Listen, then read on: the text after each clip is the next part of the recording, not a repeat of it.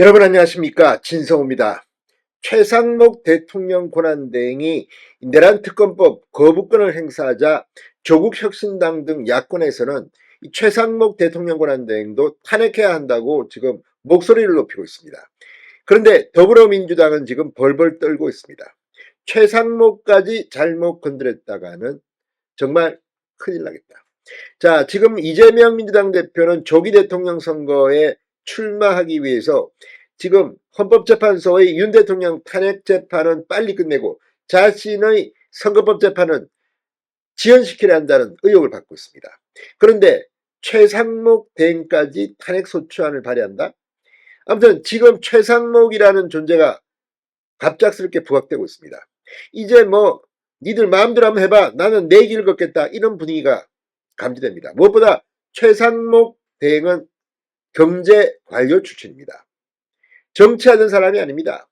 자, 그런데 지금 헌법재판소가 최상목 권한대행이 국회 추천 3명의 헌법재판관 후보자 중 2명만 했다. 조한창, 이 정계선 두 사람만 하고 40여 후보자는 여야 합의가 안 됐다고 올리자는 데 대해서 우원식 국회의장 등을 통해서 이 헌재에 이의를 제기했습니다.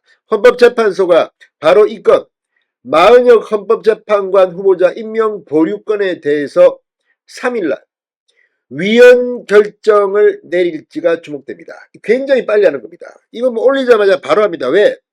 윤 대통령의 탄핵심판 재판 4대4 구도라는 평이 나 있습니다. 이진숙 방통위원장의 탄핵을 기각할 때의 그 결정 구도입니다. 그런데 여기에 40명이 들어가게 되면 5대4가 되고 또 그 뒤에 몇 명 더 하면 윤 대통령 탄핵을 신속하게 결정하기 위한 꼼수가 아니냐는 비판이 나오고 있는 겁니다. 그런데 만약 헌법재판소가 이 40여 후보자에 대해서 이 임명을 최 대행이 보류한 것은 위헌이라고 결정을 내리더라도 최 대행은 임명을 안 할 수도 있다. 이런 분석이 나오기 시작했습니다. 실제 최상목 대통령 권한대행은 헌법재판소가 3일날 이 40여 후보자 임명 보류에 대해서 위헌 결정을 내린다 하더라도 마 후보자를 곧바로 임명하지 않는다는 방침을 세운 것으로 알려졌다. 이렇게 조선일보가 보도했습니다. 왜 최상목 대행은 이런 결정을 한 걸까요? 중대 결심입니다. 법적으로 강행할 이유가 없다는 겁니다. 아니, 헌법재판소 니들은 그렇게 해라. 위헌 결정 그래 내리든 말든 나는 곧바로 임명 안 한다. 자, 지금 이 여러 가지 사항들이 나오고 있지만 이번 설 연휴 민심주만 하는 헌법재판소의 재판관들이 과연 공정하냐, 문제가 너무 심각하다. 그런 가운데 40여까지 넣는다. 40여야말로 정말 왼쪽도 한참 왼쪽이 아니냐는 그런 의혹의 당사자입니다. 그런데 그 40여까지 헌법재판소가 조직 이기주의로 이것부터 신속하게 결정해서 빨리 데려오자.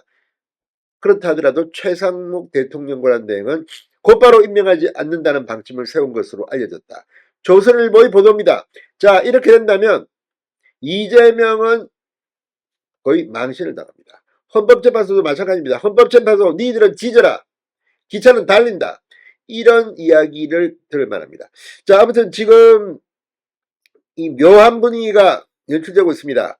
여당 국민의힘은 여야 합의가 없었다고 반발하는 가운데 최상목 대행은 이 정계선, 조한창 두 후보자는 여야 합의가 있었다고 판단해 두 사람만 재판관에 임명했습니다. 그리고 우원식 국회의장 40역을 빼고 임명한 데 대해서 국회의 재판관 선출권이 침해됐다며 최 대행을 상대로 헌재에 권한쟁의 심판을 청구했습니다.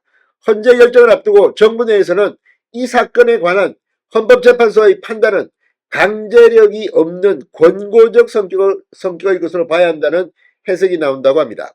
헌재가 최 대행의 마 후보자 임명 보류를 위헌이라고 판단하는 경우에도 대통령 권한 대행의 재판관 임명 의무가 생기지는 않는다는 겁니다. 그러니까 강제조항은 아니라는 겁니다. 권고조항이라는 겁니다.